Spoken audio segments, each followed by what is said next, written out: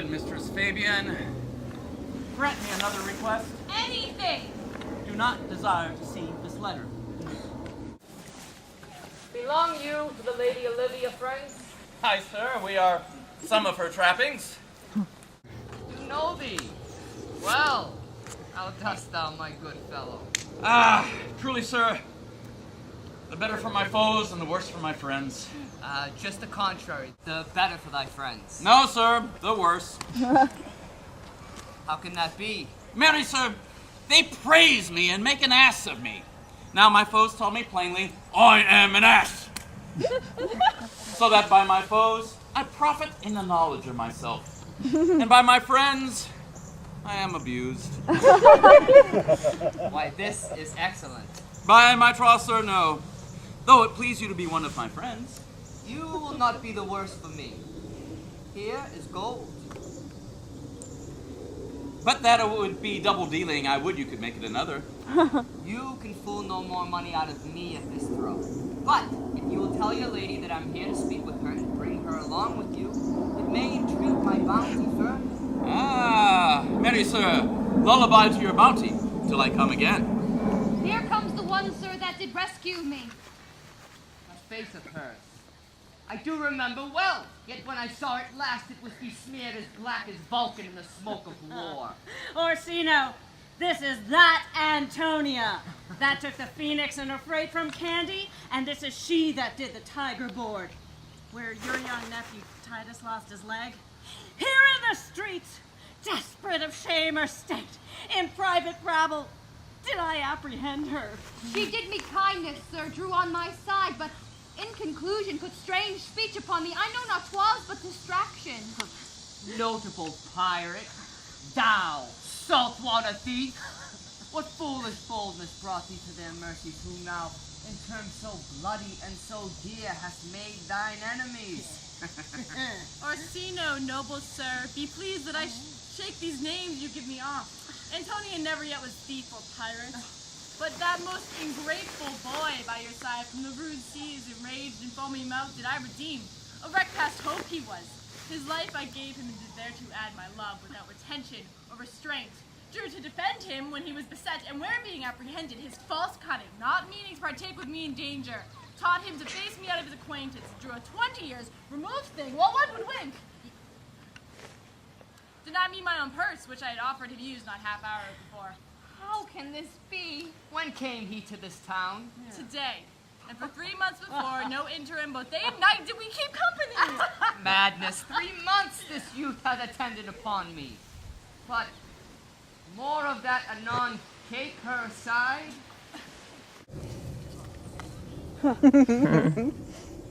What would my lord, but that he may not have, wherein Olivia may seem serviceable? Cesario, you do not keep promise with me. Madam. Gracious Olivia.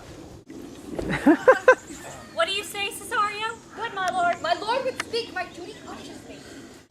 If it be aught to the old tune, my lord, it is as fat and fulsome to mine ear as howling after music. Still so cruel. Still so constant, lord. To what? Perverseness? You uncivil lady, whose ingrateful and inauspicious altars my soul the faithful offerings hath breathed out, over devotion tendered. What shall I do? Even what it becomes, my lord.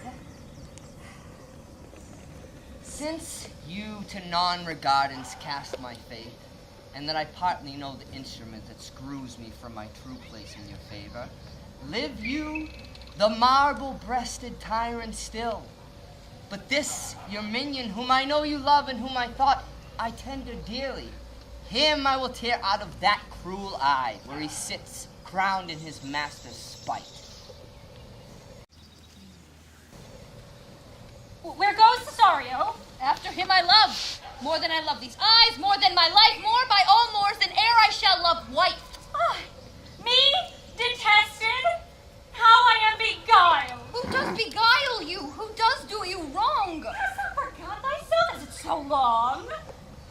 Call forth the Holy Father. Come, away! My lord, Cesario, husband! Stay!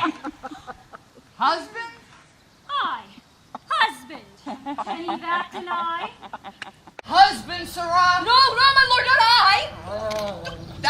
Dissembling cub!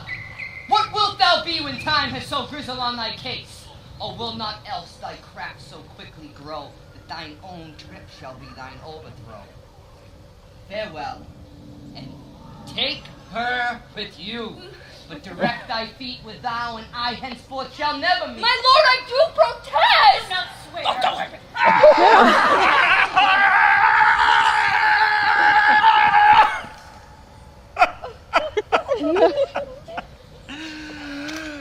For the love of God, a surgeon!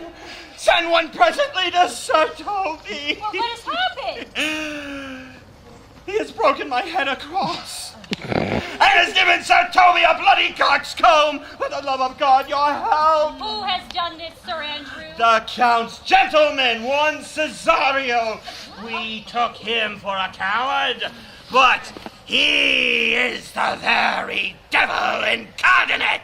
My gentleman Cesario. Uh-huh. Oh, that's lifelings, there he is. You broke my head for nothing, and that I did. I was set on to do it by Sir Toby. Why do you speak to me? I never hurt you.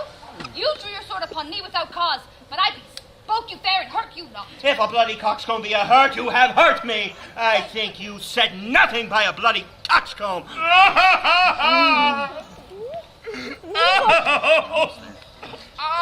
Here comes Sir Toby now, halting.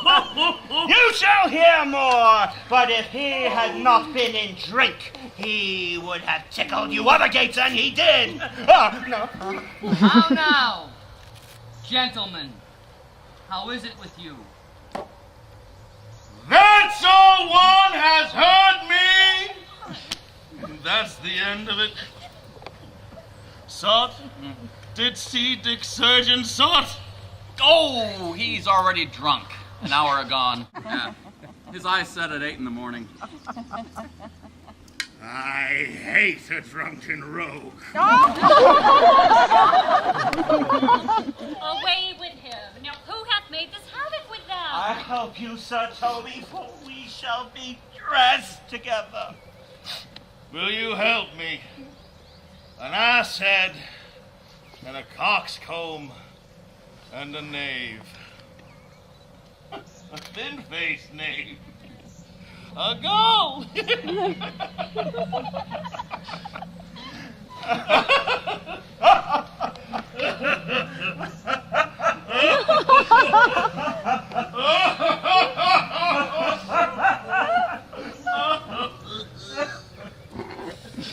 Get him to bed.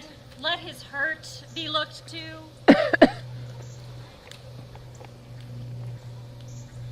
I am sorry, madam, I have hurt thy kinsman. Pardon me, sweet one, even for the vows we swore each other so late ago. One face, one voice, one habit, two persons. A natural perspective that is and is not. Antonia! My dear Antonia, how the hours have racked and tortured me since I have lost thee! Sebastian, is that you? Fearest thou that, Antonia? How have you made a duplicate of yourself? Most wonderful. Do I stand there? I never had a brother, nor is there that deity in my nature of here and everywhere. I had a sister. The blind waves and surges have already devoured her, My father had a mole above his brow. and so had mine. It died that day when Viola from her birth had numbered 13 years. Were you a woman and the rest goes even, I would my tears let fall upon your cheeks and say, thrice welcome, drowned Viola. I'll bring me to a captain in this town where lie my maiden weeds, by whose gentle help I was preserved to serve this noble count. All the occurrence of my fortune since hath been between this lady and this lord. So comes it, lady, you have been mistook. But nature to her bias drew in that you would have been contracted to a maid. Nor are you therein by my life deceived. You're betrothed both to a maiden and a man. Be not amazed. Right noble is his blood. And if this be so, as yet the glass seems true, I will have share in this most happy wreck. Boy, thou hast said to me 1,000 times thou never shouldest love woman like to me. And all those sayings will I overswear. And all those swearings keep as true in soul as doth that orbed continent the fire that severs day from night. Give me thy hand, and let me see thee in thy woman's weeds. It's a girl!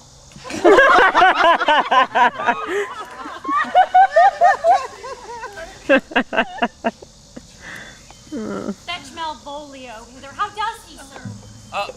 Mary, Madonna, truly, he holds Beelzebub at the stave's end as well as any man in his case can do.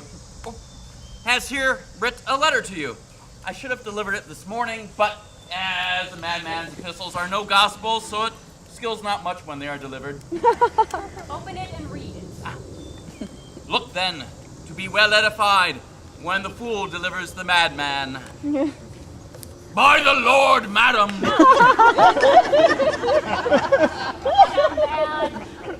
No, my lady, I do but read madness. And your ladyship will have it as it ought to be. You must allow vox. You brought... Read in thy right wits. So I do, madam, but to read his right wits is to read thus. Therefore, perpend, my princess, and give ear. Read it you, madam. By the Lord, madam, you wrong me, and the world shall know it. Though you have put me into darkness and given your drunken cousin rule over me, yet I have the benefit of my senses as well as your ladyship. I have your own letter that induced me to the semblance I put on, with the which I doubt not but to do myself much right or you much shame. Think of me as you please. I leave my duty a little unthought of and speak out of the injury, the madly used Malvolio. See him delivered, Fabian. Bring him hither. My lord, these things further thought of. To think me as well a sister as a wife, one day shall crown the alliance on it, so please you, here at my house, and at my proper cost. Madam, I am most apt to embrace your offer. Your master quits you, and for your service done him, and since you called me master for so long, here is my hand. You shall from this time be your master's A sister. You are she. This the madman? Aye, my lord, this same. What ho, Malvolio? Madam, you have done me wrong, notorious wrong. Have I, Malvolio? No. Madam, you have. Pray you, look upon this letter. You cannot now deny that it is your hand. You can say none of this. Well, grant it then, and tell me, in the modesty of honor, why you have given me such clear lights of favor, made me come smiling and cross-gartered to you, to put on yellow stockings, and to frown upon Sir Toby and the lighter people. And acting this in an obedient hope, why have you suffered me to be imprisoned, kept in a dark house, visited by the priest, and made the most notorious geck and gull that e'er invention played on? Tell me why. Alas, Malvolio, this is not my writing. Though I confess much like the character, but out of question 'tis Mariah's hand. This practice hath most shrewdly cast upon thee, when we know the grounds and authors of it. Thy thyself shalt be plaintiff and judge of thine own cause. Good madam, hear me speak. Most freely I confess that myself and Sir Toby did set this device against Malvolio here, upon some stubborn and uncourteous parts we had conceived against him. Mariah writ the letter at Sir Toby's great importance, and in recompense he hath married her for it. With sportful malice it was followed, may pluck on laughter rather than revenge. That if the injuries be justly weighed, they have passed on both sides. Poor fool. How it baffled thee? Why, some are born great, some achieve greatness, and some have greatness thrown upon them. I was one, sir, in this interlude. One, sir, topaz, sir. But do you remember? Madam, why laugh at you, at this barren rascal? And you smile not, he's gagged? And so the whirligig of time delivers his revenges.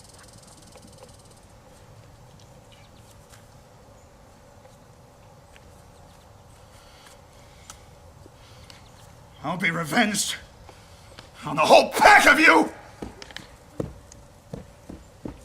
He hath been most notoriously abused. Pursue him and entreat him to peace. A solemn combination shall be made of our dear souls. Meantime, sweet sister, we shall not part from hence. Cesario, come. You shall from this time be, when you are a man, but when in other habits you are seen, Orsino's mistress and his fancy's queen.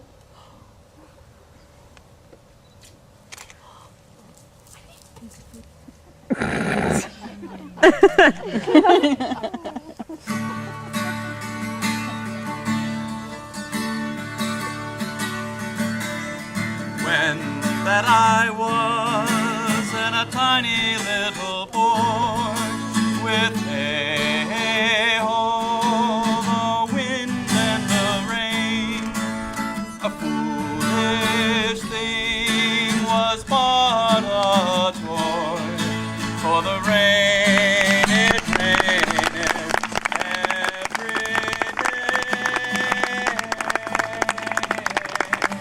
It rained every day.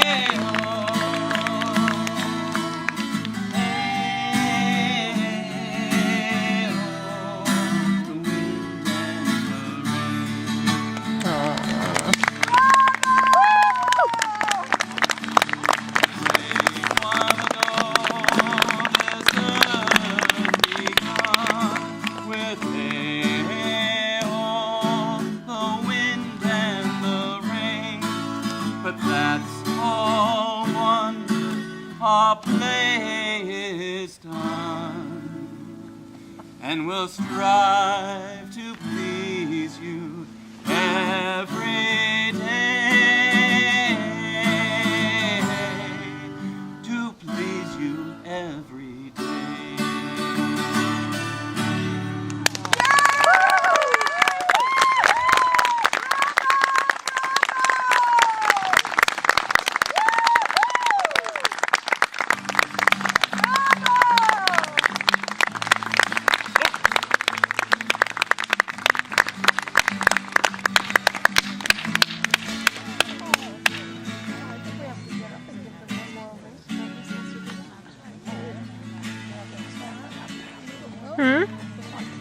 Are we supposed to stand up and give them one more ovation?